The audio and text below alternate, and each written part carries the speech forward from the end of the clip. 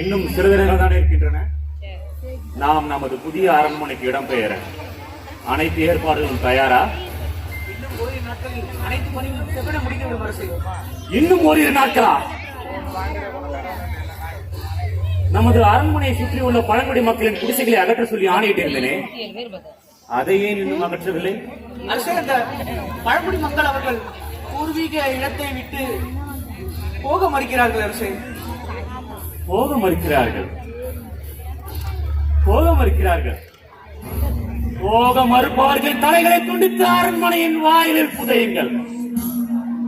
இவ்வளவு பெரிய அரண்மனைக்கு 100 தலைகள் வழி தேவைதான். அவர்களுக்கு தண்ணீரும் கொடுக்க வேண்டாம், எதுவும் கொடுக்க வேண்டாம்.